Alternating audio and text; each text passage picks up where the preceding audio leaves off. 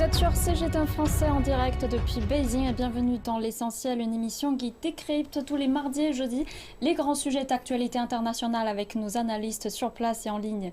Ce lundi, la Russie et les États-Unis ont lancé le début d'une semaine de négociations sur la question ukrainienne, l'élargissement de l'OTAN et la sécurité européenne. Une réunion OTAN-Russie a eu lieu hier à Bruxelles, juste avant la rencontre d'aujourd'hui à Vienne de l'Organisation pour la sécurité et la coopération en Europe. Et pour mieux comprendre les enjeux de ces rencontres et la place de l'OTAN et l'Union européenne dans ces discussions, sur plateau se trouvent avec moi Zhang Shanhui et Nicolas Hurezin, commentateurs de CGTN, et en ligne avec nous Monsieur Xu Tiebing, spécialiste en relations internationales, et également Elsa Sereux, correspondante de CGTN à Paris. Bonjour à tous. Bonjour. Bonjour à tous. Les pourparlers entre l'OTAN et la Russie se sont terminés à Bruxelles sans conclusion claire. Le secrétaire général de l'OTAN, Jens Stoltenberg, a qualifié les différends entre les deux parties significatives, affirmant qu'elles ne seront pas faciles à combler. On écoute le correspondant de CGTN depuis Bruxelles. Mercredi, les pourparlers au siège de l'OTAN à Bruxelles ont duré 4 heures, soit 1 heure de plus que prévu. Mais malgré l'heure supplémentaire, aucun accord n'a encore été conclu entre l'OTAN et la Russie, alors qu'ils participaient à leur première réunion du Conseil OTAN-Russie depuis juillet 2019. Nous avons entendu les demandes de l'OTAN voulant que la Russie retire ses forces de l'Ukraine et des alentours de l'Ukraine afin d'accroître la transparence et de désamorcer la situation. Pour sa part, Moscou veut une garantie à toute épreuve de l'OTAN, selon ses termes. Une garantie juridiquement contraignante, étanche et à toute épreuve que l'Ukraine ne rejoindra jamais l'OTAN. Selon l'OTAN, chaque pays devrait être libre de choisir ses propres dispositions en matière de sécurité. Les autres exigences de Moscou sont que l'OTAN cesse immédiatement son expansion vers l'Est et mette fin à sa coopération militaire avec des pays tels que l'Ukraine. Il y avait donc un peu de bataille en ce qui concerne l'accord qui était visé, qui tentait d'être atteint mercredi à Bruxelles, mais cela ne s'est pas produit. Nous pouvons maintenant entendre un peu ce que les différentes délégations avaient à dire de la part de Jens Stoltenberg, le secrétaire général de l'OTAN qui dirigeait les pourparlers pour l'OTAN, mais écoutons d'abord Alexander Grushko, qui dirigeait la délégation russe en tant que vice-ministre des Affaires étrangères.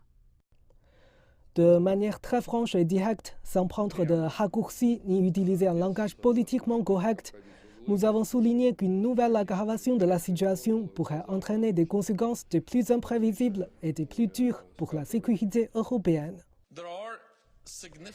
Il y a des différences significatives entre les alliés de l'OTAN et la Russie sur ces problèmes. Nos différends ne seront pas faciles à résoudre, mais un signe positif est que tous les alliés de l'OTAN et la Russie se sont assis autour d'une même table pour discuter de sujets de fond. Les deux parties ont laissé place à de futures discussions, mais les conditions générales de toute autre rencontre n'ont pas encore été convenues. Le secrétaire général de l'OTAN a déclaré qu'il espérait apporter de nouvelles propositions et qu'il espérait que la Russie ferait les mêmes propositions qui seraient conçues pour être des domaines où il pourrait y avoir, espérons-le, une chance de parvenir à un accord. Mais aucune entente de ce type n'a été conclue mercredi à Bruxelles. Et cette semaine de négociations marque un moment crucial et tournant de la diplomatie intense entre les États-Unis, la Russie, l'Europe et bien évidemment l'Ukraine. Le porte-parole du Kremlin a jugé positives les discussions menées entre les États-Unis et la Russie, qui a eu lieu lundi à Genève, mais n'a pas commenté leurs résultats. Selon l'ancien ambassadeur de France en Russie, Jean de Kliniasty, sur fond de tension de la frontière ukrainienne, Moscou peut en effet espérer des avancées sur certains points. On l'écoute. Dans le projet de traité russe, il y a 3 éléments.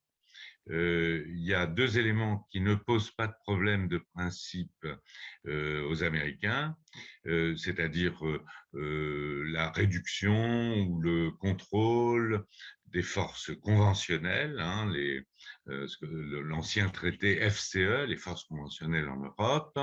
Et donc ça, on peut en parler, même si le diable est dans les détails, mais en gros, on reviendrait à une situation antérieure où il y avait une limitation des déploiements militaires en Europe. Ensuite, il y a un deuxième point qui là aussi est parfaitement acceptable pour les Américains, c'est la question du déploiement des forces nucléaires intermédiaires, c'est-à-dire un retour au traité des forces nucléaires intermédiaires qui a été dénoncé il y a 3 ans par Trump. mais que Biden aimerait bien réactiver. Et puis, il y a un troisième point qui, lui, pose un problème, c'est la demande de la part des Russes de comment dirais-je, que l'OTAN prenne l'engagement de ne pas s'étendre à l'Est. Et évidemment, ça inclut l'Ukraine, mais aussi la Géorgie et les anciennes républiques socialistes soviétiques hors Pays-Baltes, qui sont déjà, encore qu'on puisse en parler, mais là, les Russes savent bien que c'est exclu, ils font partie de l'OTAN, ils font partie de l'Union européenne, donc ça, c'est terminé. Et donc, c'est ce point qui pose un problème, puisque les Européens et les Américains, surtout, l'OTAN, estiment que chaque pays est libre de choisir ses alliances et que donc tant l'Ukraine que la Géorgie, que pourquoi pas les pays d'Asie centrale, mais enfin l'hypothèse est plus lointaine, puissent accéder librement à l'OTAN, donc choisir leurs alliances. Donc la question est autour, encore une fois, de l'élargissement de l'OTAN qui a pris le relais des négociations, dans les négociations avec la Russie après les premières discussions russo-américaines. Il est peut-être intéressant de se pencher sur les raisons d'être de l'OTAN, puisque sa fonction est de plus en plus controversée aujourd'hui. Monsieur Su, quel était l'objectif de la fondation de l'OTAN ? Premièrement, l'OTAN, c'est un produit de la guerre froide, dans une atmosphère, disons, antagonisme entre deux blocs, avec, je dirais, à l'acte de la part de Varsovie, les deux organisations militaires s'arment jusqu'au temps. Et si vous laissez voir un peu en arrière, c'est que pendant 40 ans, finalement, c'est aucun coup de rire. Les deux organisations ne font jamais, disons, vraiment de confrontation militaire sur le champ de bataille. Simplement, c'est que dans ce que se déroule chez nous, c'est une compétition de systèmes, d'institutions, et finalement, c'est que la fin de l'Union soviétique se fait surtout par des crises endogènes. Dans ce cas-là, il faut relativiser, je dirais, la réussite entre guillemets de l'OTAN. Et donc, est-ce que sa fonction, et c'est vrai, c'est de plus en plus controversé, a-t-elle joué son rôle jusqu'ici alors justement, c'est une vraie question à répondre. Est-ce que ça a vraiment joué son rôle? Puisque, comme a rappelé M. Schutebling tout à l'heure, la création de l'OTAN, c'était surtout au début pour un produit de la guerre froide. Et aujourd'hui, si on regarde vraiment le résultat depuis 2001, surtout depuis l'attaque terroriste aux États-Unis, surtout on regarde la fonction de l'OTAN, est-ce que finalement ça servait à quelque chose dans cette mission antiterrorisme qui a été toujours un peu la doctrine de la raison d'être de l'OTAN aujourd'hui? Finalement, en fait, quand on constate la situation, c'est que c'est non, puisque si on regarde cet envoi, l'OTAN a envoyé les armées en Afghanistan et en Libye et a également impliqué dans la formation des soldats envoyés en Irak. Finalement, aujourd'hui, on voit que le problème de terrorisme est toujours là. Et puis, si on regarde aujourd'hui ce qui s'est passé, je pense que ça dépend aussi la direction des États-Unis qui joue un rôle principal aussi dans l'OTAN, dans l'organisation de l'OTAN. Et quand on prend la période de Trump qui a toujours considéré que l'OTAN coûte trop cher pour les États-Unis, et après, je rappelle ce qui s'est passé en novembre 2019, que Macron a qualifié l'OTAN comme une morte cérébrale. Et après, c'est Joe Biden, après son venue au pouvoir, Joe Biden, on a l'impression qu'aujourd'hui, il voulait plutôt considérer l'OTAN comme une socle sécuritaire aujourd'hui. Mais après, aujourd'hui, les vrais problèmes qui est devant l'OTAN, c'est que les intérêts des pays membres, les intérêts des pays alliés ne sont pas tous pareils. Par exemple, si on prend... Depuis 2014, l'OTAN a mis beaucoup d'importance sur ces opérations contre la cyberattaque, alors que les cyberguerres, alors que ça, en fait, ça touche un point très sensible entre les États, c'est-à-dire que ça se passe beaucoup par les voies d'espionnage entre les États. Et puis surtout, si on constate ce qui s'est passé l'année dernière sur les crises de sous-marins entre la France, l'Australie et les États-Unis, nous avons bien vu que l'intérêt de tous ces pays alliés ne sont pas tous les mêmes. Donc ça reste compliqué aujourd'hui de dire que l'OTAN a vraiment servi à quelque chose de concret et vrai. Et donc les négociations portent également sur les demandes de la Russie, une garantie de sécurité à sa frontière avec l'Ukraine. Et pourquoi les Russes ont-ils choisi de présenter leurs exigences maintenant en particulier? Y a-t-il un élément déclencheur? On a posé la question à l'ancien ambassadeur de France en Russie, Jean de Klignasti. On l'écoute. La demande traditionnelle des Russes de non-accession de l'Ukraine à l'OTAN est contournée, si on peut dire, par un certain nombre d'accords qui ont été signés par l'Ukraine et l'OTAN et qui reviennent en fait de facto à une adhésion, c'est-à-dire une coopération très intense avec l'OTAN, des livraisons d'armes et toute la formation des troupes, formation des officiers. Et donc finalement, les Russes se rendent compte que plus le temps passe, plus l'Ukraine est absorbée dans le système de l'OTAN et que l'OTAN joue contre elle. Donc la Russie veut poser le problème maintenant avant que ça soit irréversible, mais le problème qu'elle pose est un problème de sécurité pour ses frontières, c'est comme ça qu'elle le perçoit. Elle ne veut pas de l'OTAN à ses frontières et c'est de cela qu'elle veut négocier avec les Américains.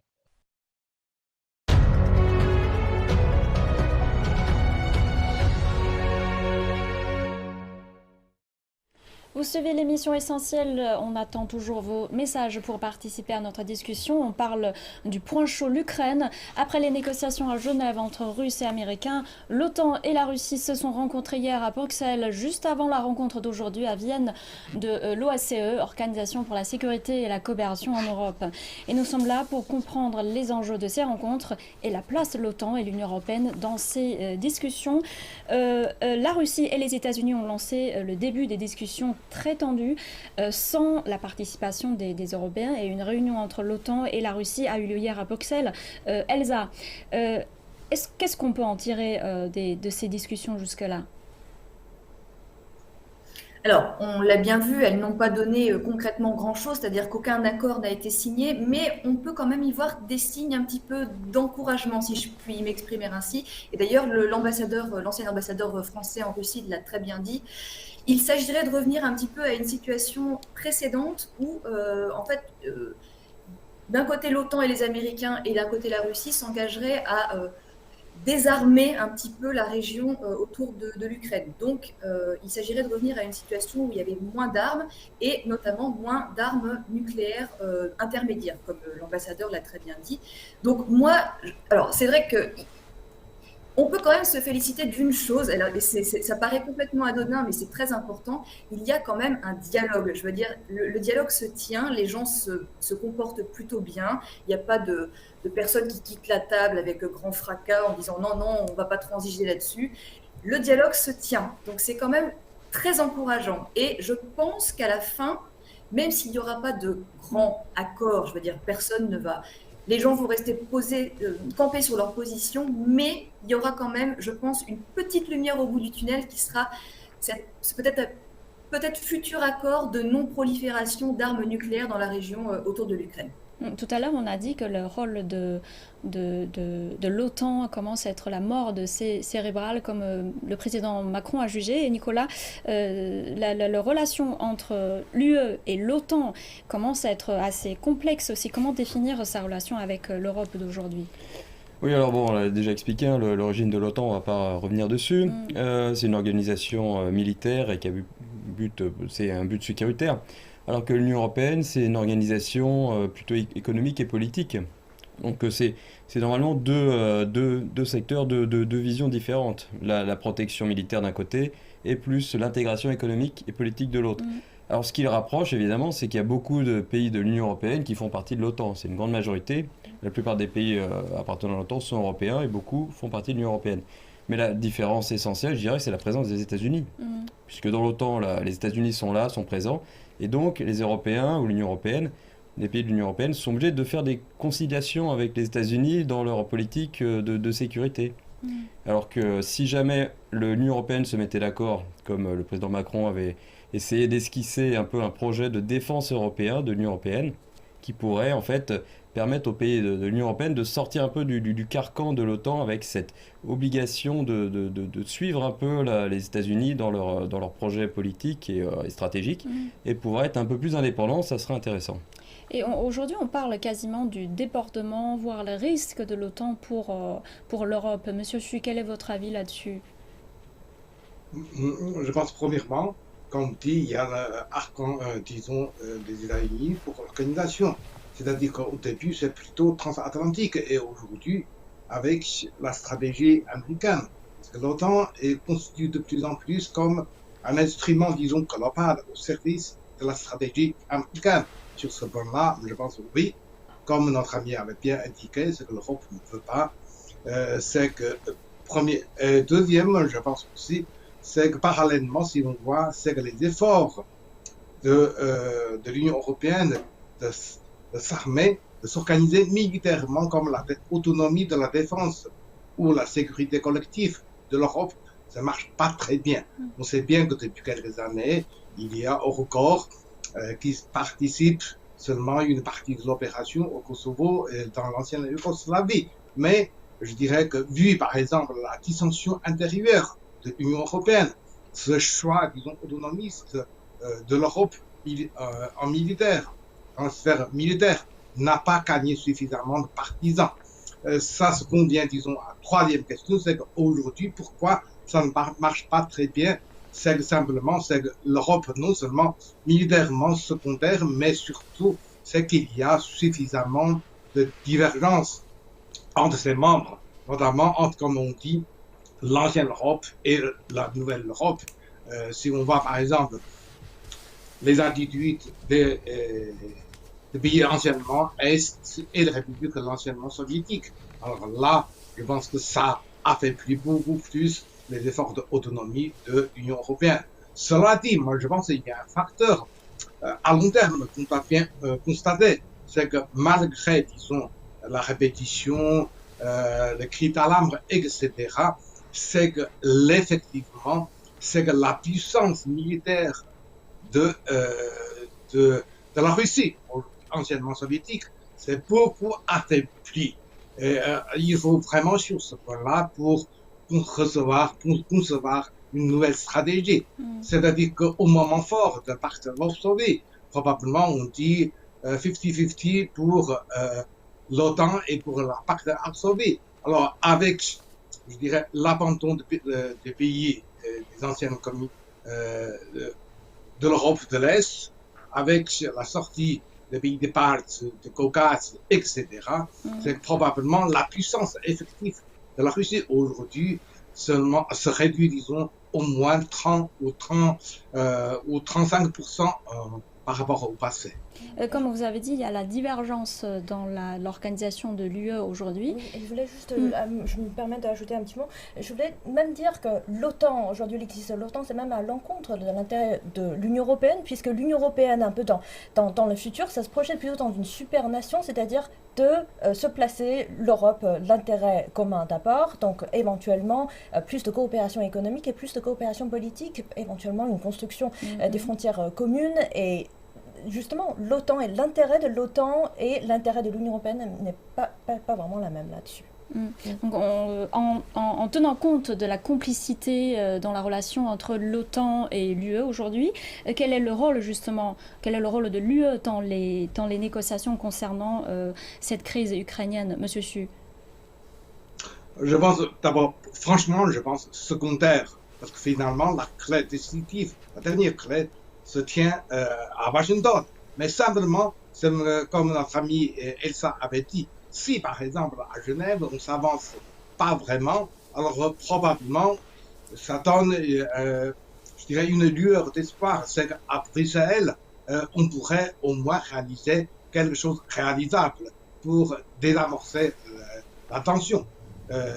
Mais jusqu'à maintenant, ce que je pense que peu de gens qui mentionne le nom Minsk, l'accord de Minsk, qui est tout de même constitue un choix, disons, sur initiative européenne pour, je dirais, vers une solution pacifique, l'accord de Minsk.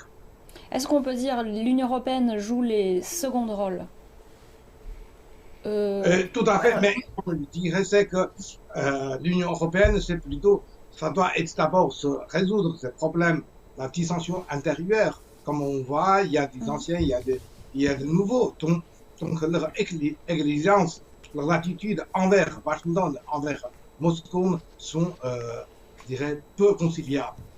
En tout cas, au niveau de la sécurité, c'est clair que Vladimir Poutine s'est adressé directement au président américain. Et bon, les Européens, pourquoi pas, hein, ils font partie aussi du jeu mais ce ne sont pas les acteurs prioritaires. Non, pour l'instant, c'est toujours la superpuissance américaine. En parlant de cette friction entre les Américains et les Russes, et le président Biden a fait savoir que la Russie s'exposerait à de fortes sanctions en cas d'escalade militaire en Ukraine. Quelles sont ces sanctions ? Alors, il a parlé de sanctions économiques d'un côté, et puis d'une menace de réarmer ou de mettre plus de troupes dans les pays des frontières orientales de l'OTAN.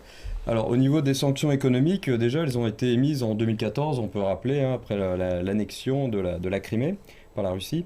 Donc, les Américains d'abord, ensuite les Européens. Ce sont des gels d'actifs financiers contre des personnalités impliquées dans la crise de Crimée, des interdictions de voyager, aussi des interdictions pour certaines compagnies de faire des affaires avec des compagnies russes, que ce soit surtout dans le secteur pétrolier et de l'armement. Alors maintenant, il y a peut-être une autre sanction qu'on appelle une super sanction que les Américains brandissent plus ou moins comme étant la sanction qui pourrait faire fléchir Moscou. C'est la sanction sur le réseau SWIFT. Le réseau SWIFT, on peut le rappeler, c'est un réseau d'échanges interbancaires mondialisé. Et donc en fait, si on prive un pays, un État ou même des personnes, des individus de cet accès au réseau SWIFT, en fait on les prive de l'accès à l'économie mondiale. Ce qui est déjà arrivé dans d'autres pays, notamment l'Iran. Donc les Russes n'ont évidemment pas pris cette menace à la légère et ont répondu que si jamais Washington imposait cette sanction sur le réseau SWIFT, ça serait considéré comme une déclaration de guerre.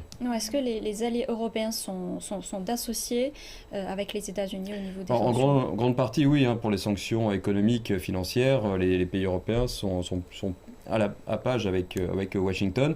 Par contre, pour le réseau SWIFT, l'Europe n'en a pas parlé encore, parce qu'ils savent que c'est vraiment un point très limite si jamais on le met en place. C'est vraiment difficile après de faire machine arrière et pour avoir des discussions. Et ensuite, l'Europe a évidemment encore des intérêts importants pour le gazoduc notamment, le Nord Stream 2 qui passe par l'Allemagne et au-dessus de l'Ukraine, donc qui évite l'Ukraine. Et la Russie permet de faire passer son gaz et l'achemine en Allemagne. Donc les Allemands, eux aussi, ont des intérêts assez forts avec la Russie et n'ont pas trop justement envie ou intérêt de bloquer et créer une crise du gaz et de l'énergie. Donc, sachant que le président Poutine a répondu avec une fermeté que les sanctions pourraient conduire à une rupture complète des liens. Donc on voit des fermetés des deux côtés. Mais il faut rappeler l'information de ce qui s'est passé hier, surtout durant de cette réunion. Je rappelle ce qui a été déclaré après par le secrétaire général de l'OTAN. Il a dit, la Russie, je cite, « La Russie n'a pas le droit de veto sur une adhésion de l'Ukraine à l'OTAN et personne d'autre n'a son mot à dire sur cette adhésion de l'OTAN, malgré ce que Moscou a exigé que l'Alliance s'engage à ne pas accepter la candidature de l'Ukraine à l'OTAN.